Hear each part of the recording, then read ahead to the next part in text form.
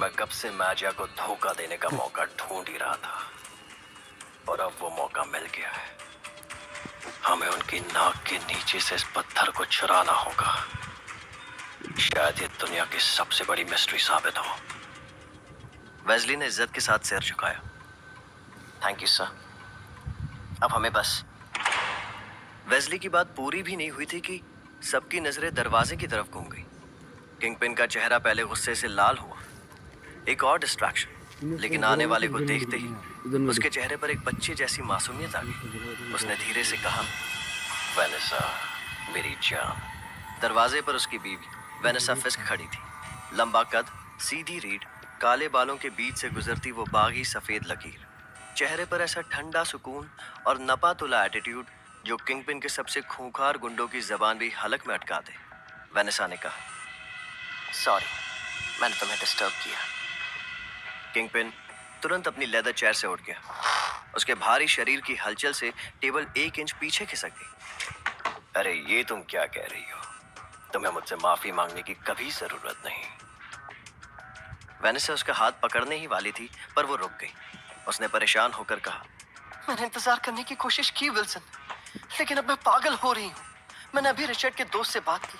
वो कह रहा है कि स्कीइंग ट्रिप पर जाने से पहले रिचर्ड बहुत डिप्रेस था।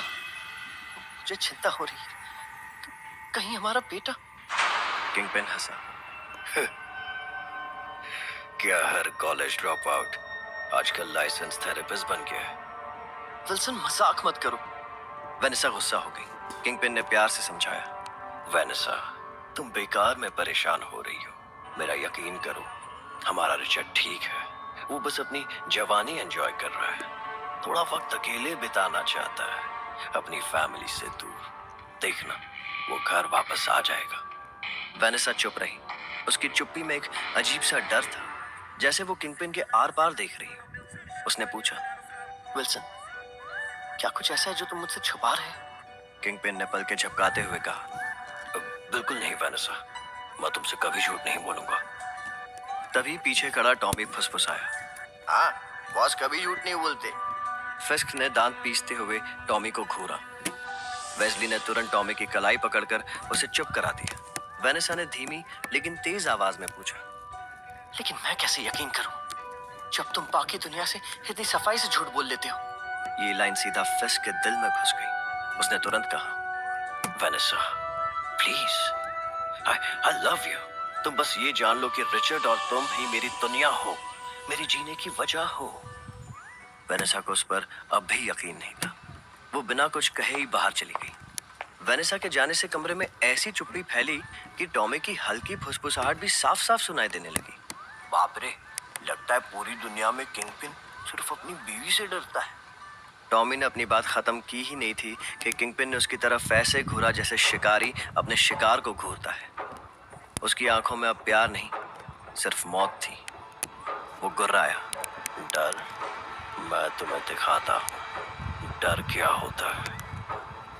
अगले ही पल किंगपिन ने पूरी कॉन्फ्रेंस टेबल को एक हाथ से ऐसे पलट दिया जैसे वो माचिस की डिब्बी। टॉमी शॉक में जम गया। उसने ऑनलाइन वीडियोस में जंगली जानवर को अपनी ताकत आजमाते हुए देखा था, पर किंगपिन उनसे भी ज्यादा खतरनाक था। किंगपिन ने उसे पीटना शुरू कर दिया। पहला घूंसा, दूसरा, पांचवा।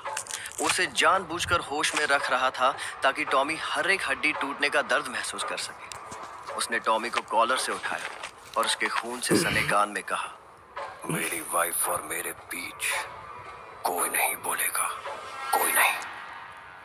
अगली सुबह एम्पायर स्टेट यूनिवर्सिटी के बीचों बीच बने प्लाजा में पीटर तेजी से दौड़ रहा था। उसकी एक जरूरी अपॉइंटमेंट थी और वो पहले से ही लेट था। तभी पीछे से किसी ने आवाज दी, हे, तुम पीटर पार्कर हो ना? पीटर चौंक कर रुका और पीछे मुड़ा। वहां एक फ्रेंडली लेकिन अनजान लड़का खड़ा था। पीटर ने सांस लेते हुए कहा, अब हाँ, अगर तुम लोन रिकवरी वाले नहीं हो तो। लड़के ने हंसते हुए अपना हाथ बढ़ाया, मैं रैंडी रॉबर्टसन, रॉबी रॉबर्टसन मेरे पापा हैं। पीटर के चेहरे पर तुरंत मुस्कान आ गई। अरे वाह, तुम्हारे डैड ने बताया नहीं कि उनका बेटा ईएसयू में है? पीटर ने भी हाथ मिलाया। डेली ब्यूगल के सिटी एडिटर के बेटे से मिलकर अच्छा लगा। रैंडी ने कहा, हाँ, डैड बता रहे थे कि उनका फ्रीलांस फोटोग्राफर कॉलेज का वीआईपी है। पीटर हंस पड़ा। वीआईपी। सच कहूं तो वीआईपी को कोई एक चाय तक नहीं पूछता। खैर, तुमसे मिलकर अच्छा लगा। कैंपस में कुछ भी हेल्प चाहिए तो बताना। रैंडी ने सिर हिलाया। हाँ, मुझे कुछ नहीं चाहिए यार, बस तुम्हारे नाम से चेहरा मैच करना था। वैसे तुम यूनिवर्सिटी के प्रोटेस्ट में हिस्सा ले रहे हो ना? रैंडी ने भीड़ की तरफ इशारा किया। वहां स्टूडेंट एक्टिविस्ट जॉश किटलिंग एक बड़े ग्रुप के बीच खड़ा नारे लगा रहा था। जॉश की नजर पीटर पर पड़ी। जॉश चिल्लाया, पार्कर, अगर तुम हमारे साथ नहीं हो तो तुम हमारे खिलाफ हो। पीटर ने कंफ्यूज होकर पूछा, अब वैसे मैं किस चीज के खिलाफ हूँ एग्जैक्टली? जॉश ने ताना मारा। वाह, देखो हमारा हीरो कितना अपडेटेड है, इसे ये तक नहीं पता कि आसपास क्या चल रहा है। पीटर भी कंफ्यूज था। जॉश ने एग्जीबिशन हॉल की तरफ इशारा किया। एडमिनिस्ट्रेशन उस पूरी बिल्डिंग को रेनोवेट करने के लिए 10 मिलियन खर्च कर रहा है और हम चाहते हैं वो पैसा स्कॉलरशिप्स के लिए यूज हो। पीटर बोला, पर शायद रेनोवेशन से हॉल में ज्यादा विजिटर्स आए। आई मीन ज्यादा पैसा मतलब ज्यादा स्कॉलरशिप्स। एक तीर से दो निशाने, राइट? जॉश चिढ़ गया। नहीं, हम नंबर्स चेक कर चुके हैं पार्कर, अब एक्शन का टाइम है। जॉश की बात में दम तो था, लेकिन पीटर के दिमाग में ख्याल आया कि वो जॉश की बात मानकर हमेशा मुसीबत में ही पड़ा है। इस बार वो मुसीबत से बचना चाहता था। उसने कहा, जॉश, मैं सच में इस बारे में जानना चाहता हूँ, लेकिन फिलहाल मैं बहुत लेट हो रहा हूँ। जॉश और चिढ़ गया। हाँ हाँ, जाओ, भाग जाओ। अपनी कम्युनिटी के लिए खड़ा होना तुम्हारे बस की बात नहीं है। भीड़ ने पीटर को बू करना शुरू कर दिया। पीटर के अंदर का स्पाइडरमैन चिल्लाना चाहता था कि वो डरपोक नहीं है, वो हर रोज जान पर खेलता है, लेकिन वो खामोश रहा और दांत पीसते हुए आगे बढ़ गया।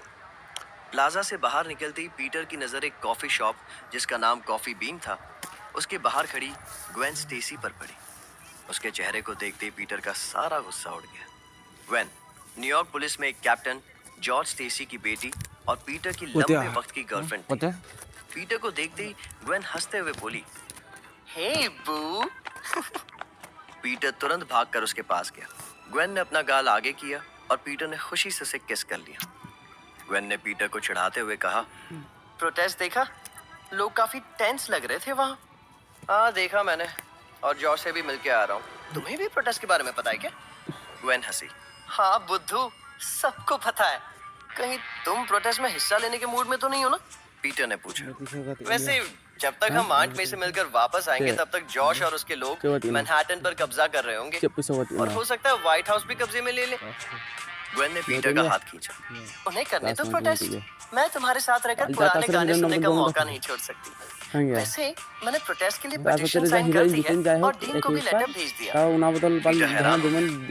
पिटीशन और डीन? मुझे तो पता ही नहीं था कि हमारा डीन भी है। ग्वेन ने उसके कंधे पर मारते हुए कहा, यस मिस्टर पार्कर, हमारे क्लासरूम्स भी हैं, वहाँ लोग पढ़ने भी जाते हैं। चलो तुम्हारी आंट के घर जाते हुए तुम्हें उनके भी बारे में बताती हूँ। कुछ ही देर में पीटर और ग्वेन सबवे ट्रेन स्टेशन पहुंचे। दोनों को पीटर की आंट में के घर जाना था जो न्यूयॉर्क के क्वींस एरिया में रहती थी। स्टेशन में ट्रेन के शोर के बीच पीटर ग्वेन को निहार रहा था। पुलिस कैप्टन की बेटी होने के नाते ग्वेन में एक अलग ही कॉन्फिडेंस था। पीटर मन ही मन सोचने लगा, मेरी लाइफ एक ताश के पत्तों का घर है। सुपर विलन्स, सीक्रेट आइडेंटिटी और ये लड़की जिसने फ्लैश थॉमसन जैसे हैंडसम पॉपुलर लड़के को छोड़कर मुझ जैसे डरपोक को चुना। कभी कभी तो यकीन करना मुश्किल होता है कि ग्वेन मेरी गर्लफ्रेंड है। इस बात का एहसास पीटर को तब हुआ था जब मेरी जेन ने उसे हिंट दिया था कि ग्वेन पीटर में फ्रेंडशिप से ज्यादा इंटरेस्टेड है। एक दिन जब वो सुपर विलन डॉक्टर ऑक्टोपस से लड़ने के लिए अचानक गायब हुआ और काफी देर बाद लौटा, तो ग्वेन ने उसे किसी खोए हुए पपी की तरह गले लगा लिया था। वो दिन था जब पीटर को पूरी तरह यकीन हो गया कि ग्वेन सिर्फ और सिर्फ उसकी थी। तभी ग्वेन ने पीटर को हल्का सा धक्का मारा और वो अपने ख्यालों से बाहर आया। ट्रेन के दरवाजे खुलते ही दोनों भीड़ के साथ अंदर गए। सीट पर बैठते हुए ग्वेन मुस्कुराई। पता नहीं क्यों मैं इंट्रोवर्ट लोगों की तरफ काफी अट्रैक्ट हूं। मैं तुम्हारे साथ पीटर ने उसे और करीब खींचकर कहा, तुम्हारे मुंह से ये बात मैं हर रोज सुनना चाहता हूँ ग्वेन। सफर खत्म हुआ और क्वीन स्टेशन पर पीटर ने एक परफेक्ट बॉयफ्रेंड की तरह भीड़ को चीर कर ग्वेन के लिए रास्ता बनाया। दोनों ट्रेन से बाहर चले आए। पीटर और ग्वेन एक 2 मंजिला बिल्डिंग में पहुंचे। पीटर दरवाजा नॉक करता उससे पहली आंट मे ने दरवाजा खोल दिया। बूढ़े होने के बावजूद आंट मे का चेहरा खिला हुआ था। पीटर ने उनके गाल पर किस करते हुए कहा, अरे आप तो बिल्कुल ठीक लग रही हैं। पता नहीं क्यों मिसेस वॉटसन ने कहा था कि आप बीमार हैं। आंट मे ने हाथ हिलाते हुए जवाब दिया, नॉनसेंस, तुम उसकी बात क्यों सुनते हो पीटर? देखो तुम्हारे आते ही मेरी एनर्जी डबल हो गई। फिर उन्होंने ग्वेन की तरफ मुस्कुरा कर कहा, लगता है पीटर और तुम आजकल काफी मिल रहे हो। ग्वेन ने उन्हें हक करते हुए कहा, उम्मीद है आपको इस बात से बुरा नहीं लगेगा मिसेस पार्कर। आंट में तुरंत बोली, बुरा? तुम दोनों ने इस बुढ़िया को कितना खुश कर दिया पता है, मैं बता भी नहीं सकती। तभी मिसेस एना वॉटसन भी आ गई, जो मेरी जेन की आंट थी। जब से पीटर अपने दोस्त हैरी के साथ अपार्टमेंट में शिफ्ट हुआ था, तब से मिसेस वॉटसन आंट मे का ख्याल रखने के लिए उनके साथ ही रहती थी। कुछ घंटे हंसी मजाक में बीत गए। पीटर अपनी डबल लाइफ का बोझ भूल गया था। चाय, बिस्किट्स और फैमिली टाइम ने सब हल्का कर दिया। ऊपर से ग्वेन का वहां होना इस मोमेंट को और भी बेशकीमती बना रहा था। लेकिन जैसे ही पीटर और ग्वेन घर से निकले, आंट मे ने दरवाजा बंद किया और अचानक से लड़खड़ा गई। मिसेस वॉटसन ने दौड़कर तुरंत उन्हें संभाला। मिसेस वॉटसन ने चिंता में कहा, मैं, तुमने उसे बताया क्यों नहीं? रिपोर्ट्स में साफ है तुम्हारा लिवर, तुम्हारी आंखों का पीलापन साफ दिख रहा है। वो बच्चा नहीं है, मैं उसे हक है जानने का। आंट मैंने कमजोरी के साथ उसे चुप रहने का इशारा किया। जानती हूँ है ना, लेकिन बचपन से उस बच्चे ने सिर्फ दुख देखे हैं। आज ग्वेन के साथ कितना खुश लग रहा था वो पता है? मैं उसकी खुशी नहीं छीन सकती है ना। मिसेस वॉटसन अफसोस जताने के सिवा कुछ नहीं कह पाई। शहर के एक कोने में आंट में पीटर की खुशी के लिए अपना दर्द छिपा रही थी, तो वहीं शहर के दूसरे कोने में किंगपिन विल्सन फिस्क अपनी बीवी वेनेसा की खुशी के लिए पूरी दुनिया को दर्द देने की तैयारी कर रहा था। अपने मन में पल रहे डर और गिल्ट को दबाने के लिए उसने टीवी ऑन किया। टीवी स्क्रीन पर न्यूज एंकर चिल्लाया, एम्पायर स्टेट यूनिवर्सिटी कैंपस में स्टूडेंट्स की भीड़ 1000 के पार हो चुकी है। हमारे सोर्सेज से खबर मिली है कि स्टूडेंट शायद एग्जीबिशन हॉल पर कब्जा करने की कोशिश करें। एकेडमिक बिल्डिंग्स पर कब्जा 1960 से ही स्टूडेंट मूवमेंट्स का हिस्सा रहा है, लेकिन इस बार प्रोटेस्ट बहुत बड़ा है। न्यूज सुनकर फिस्क को भी समझ आ गया था कि प्रोटेस्ट कितना बड़ा है। प्रोटेस्टर्स ने अमेरिकन सिविल लिबर्टीज यूनियन के साथ मिलकर कुछ घंटों में कैंपस का पूरा मूड बदल दिया था। ये सब देखकर किंगपिन के चेहरे पर एक शैतानी मुस्कान आ गई। इसे कहते हैं किस्मत। उस पत्थर तक पहुंचने के लिए यूनिवर्स खुद मेरे लिए रास्ता बना रहा है।